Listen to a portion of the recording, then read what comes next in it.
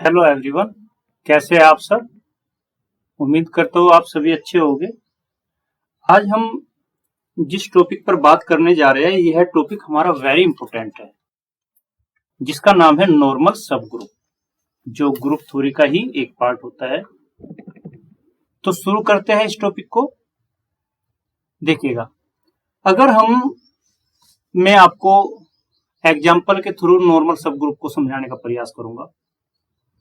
देखिए, अगर हम ये कहते हैं कि अगर हमारे पास कोई ग्रुप है G जो अबेलियन ग्रुप है, जैसे 1 -1 आइटा माइनस आइटा, ये अंडर मल्टीप्लीकेशन अबेलियन ग्रुप होता है। और इसका सब ग्रुप जो होता है H वो 1 और -1 लिया है। ये इसका क्या है, सब ग्रुप है। मैं सब ग्रुप को ऐसे शॉर्ट फॉर्म लिखा दूंगा, ठीक है, चलेगा। ओके, ये सब ग्रुप है। अब हम क्या करने जा रहे हैं, इसमें देखते हैं कि अगर हम H को राइट में आइटा से मल्टीपल करें तो इसको हम क्या बोलते हैं, राइट कोसेट। अगर इसका वैल्यू निकाले तो क्या आता है, 1 को आइटा से मल्टीपल करोगे, राइट में रखे, -1 आइटा ऐसे, और सोल्व करने पर आपको मिलेगा आइटा माइनस आइटा। फिर हम H को आइटा से लेफ्ट पर मल्टीपल करते हैं तो इसको कहते हैं हम लेफ्ट कोसेट। तो eta dot 1 eta dot -1, okay, solve करोगे तो ये आइटा और माइनस आइटा है। हम देखते हैं ये दोनों सेम है, means H eta is equal to eta H, means right coset is equal to left coset. आपने देखा कि हमने जो अबेलियन ग्रुप लिया उसका कोई सब ग्रुप ऐसा मिलता है जिसमें राइट कोसेट और लेफ्ट कोसेट मिलता है। और ये एक ही सब ग्रुप नहीं होगा, इस G का कोई भी आप सब ग्रुप लीजिए, उसमें राइट कोसेट और लेफ्ट कोसेट सबका इक्वल मिलेगा। ओके, दोबारा सुन लीजिए। अबेलियन ग्रुप के किसी भी सब ग्रुप के लिए अगर आप कोसेट्स बनाओगे तो right coset of any element is equal to left coset of same element होता है। मीन्स अगर A G के अंदर बिलोंग करता है और G हमारा अबेलियन है तो HA is equal to AH होगा, जहां पर H क्या है, सब ग्रुप। इसका मतलब ये हुआ कि अबेलियन ग्रुप के लिए तो ये 100% होता है।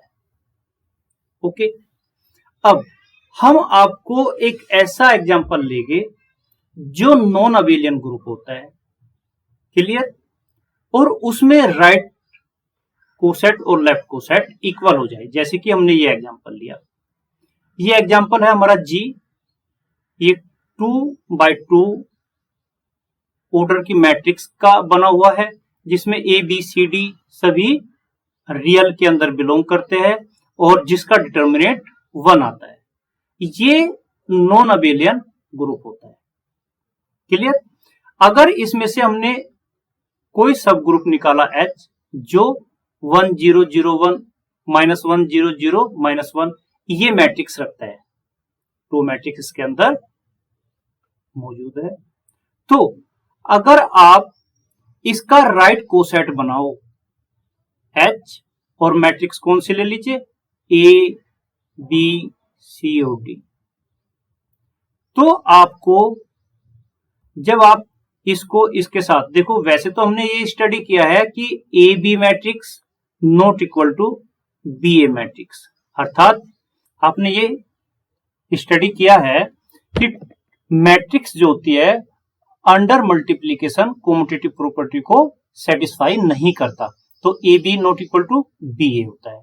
लेकिन यहां पर जब आप पाओगे, इसको मल्टीपल इससे करो, 1 0 0 1, तो ए b c d comma -1 0 0 -1 a b c d, और सोल्व करने के बाद आपको ए बी सी डी ये मैट्रिक्स मिलेगा, कोमा -a -b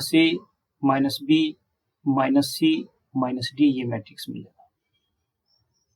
क्लियर? ये हमारा राइट कोसेट मिला।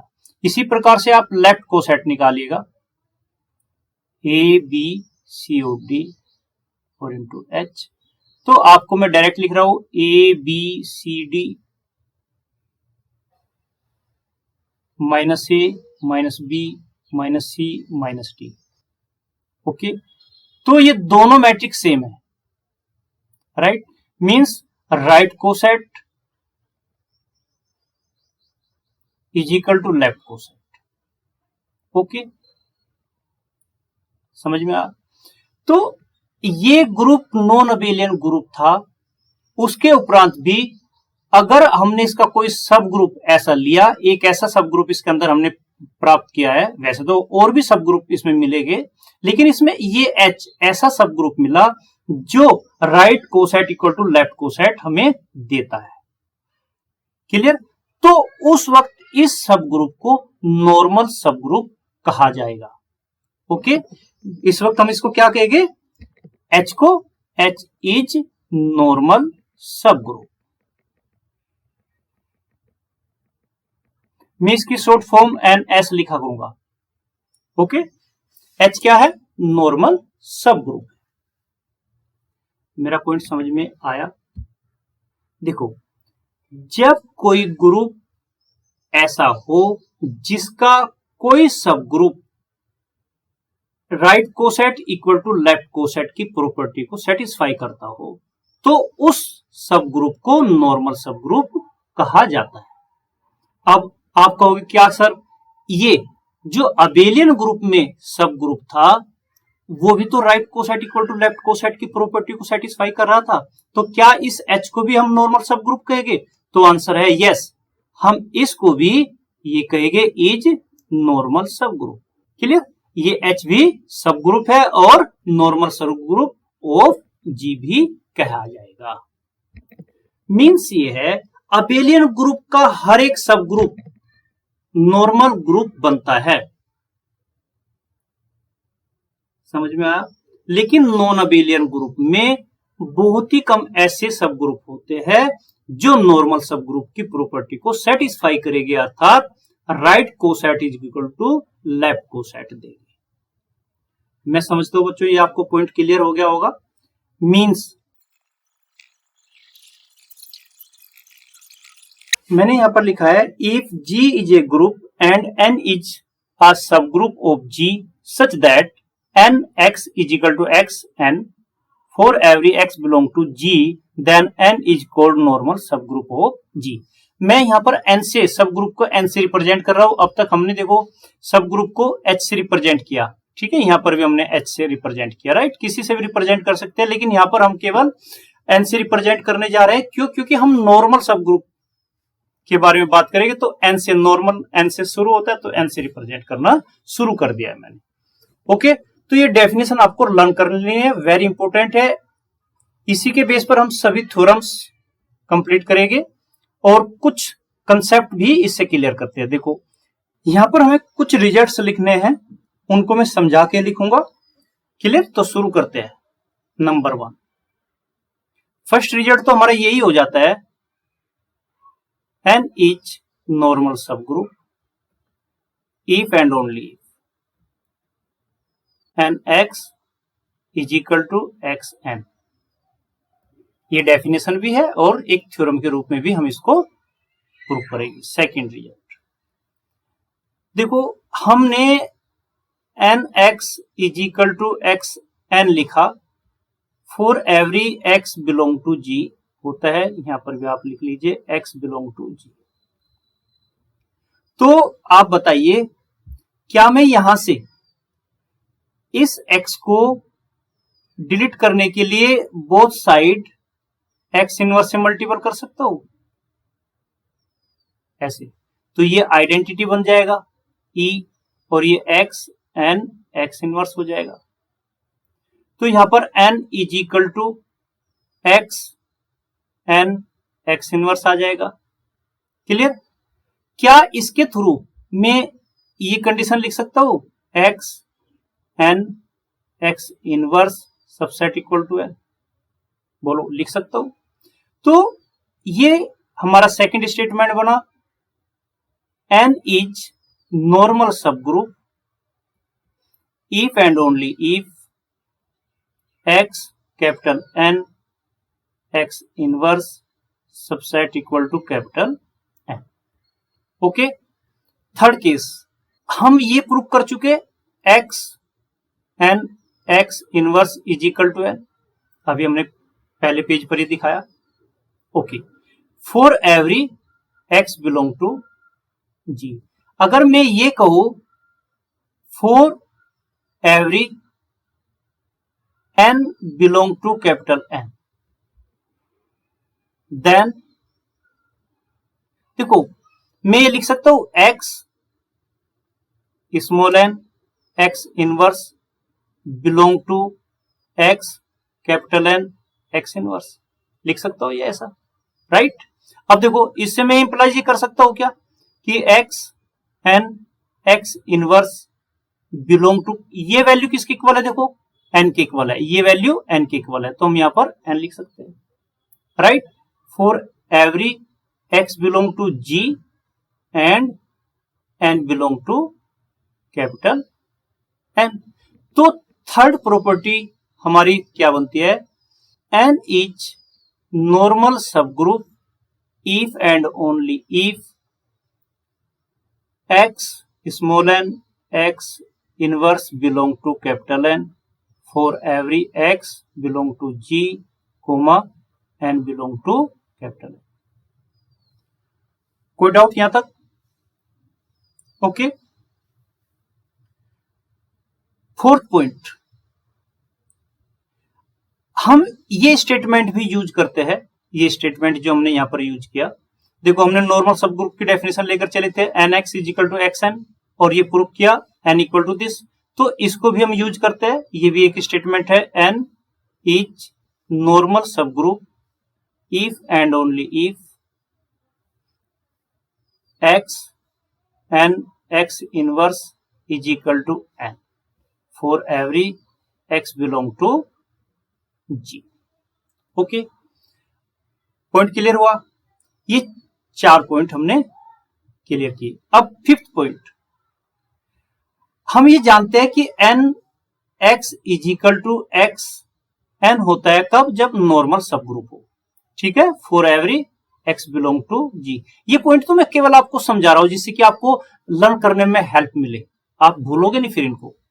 देखो यहां से मैं टू राइट को सेट लेता हूं nx ny, तो इसको मैं ये लिख सकता हूं क्या? n इस पॉइंट को x n और y, इसको मैं लिख सकता हूं n, यहां पर ये हमने for every x y belong to g, तो ये हमारा n x और y लिखा जा सकता है।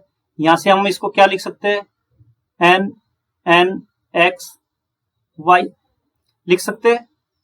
ओके, नेक्स्ट पॉइंट पर, यहां पर हमारा बना n x n y is equal to n n x y। Okay, हम ये जानते हैं कि अगर n इज सब ग्रुप, तब हम ये इंप्लाइज कर सकते हैं कि n का inverse is equal to n, ये याद कर लीजिएगा। ये भी इंप्लाइज कर सकते हैं कि n n is equal to n होना, और हम बोथ साइड ये भी इंप्लाइज कर सकते हैं कि n n inverse is equal to n, अगर n सब ग्रुप होता है। ये हमने सब ग्रुप के चैप्टर में थ्योरम की हुई है तीनों। ओके, अब यहां पर हम इसको यहां पर n को क्या लिख सकते हैं? n x y। ओके, तो हमने यहां पर क्या देखा कि ये भी एक राइट कोसाइड बन गया टू राइट कोसेट थे, देखो अलग अलग, और टू राइट कोसेटों का प्रोडक्ट करें तो अगेन राइट कोसेट हमें फाइंड आउट होता है।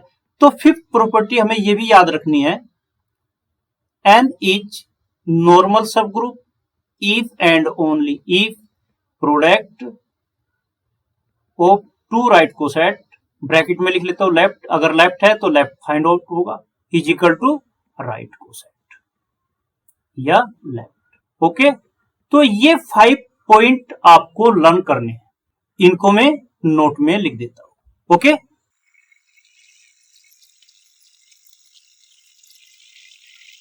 ये हमारे 5 टॉपिक है, इसी के ऊपर पूरा नॉर्मल सब ग्रुप डिपेंड है। इन्हीं से हम सब थ्योरम्स को करते हैं। किसी थ्योरम को प्रूव करने के लिए इसको यूज करेगी, किसी को इसको यूज करेगी, कभी इसका यूज करेगी, कभी इसका यूज करेगी, कभी इसका यूज करेगी। तो आप ये 5 पॉइंट्स आपको लर्न कर लेने हैं। ओके, पॉइंट क्लियर हो गया। ये आपकी पॉइंट नंबर 4 हमारा डेफिनेशन की फॉर्म में पूछा जाता है, इसके ऊपर डेफिनेशन दी जाती है, कैसे दी जाती है वो डेफिनेशन में नेक्स्ट पेज पर लिख देता हूं। ये नॉर्मल सब ग्रुप की डेफिनेशन है। A subgroup N of a group G is said to be normal subgroup if x and x inverse belong to n for every x belong to g and n belong to n। Okay, यहां ये topic आपका normal सब group का पूरा होता है। अगर आपने अब तक यह चैनल सब्सक्राइब नहीं किया तो सब्सक्राइब जरूर करें।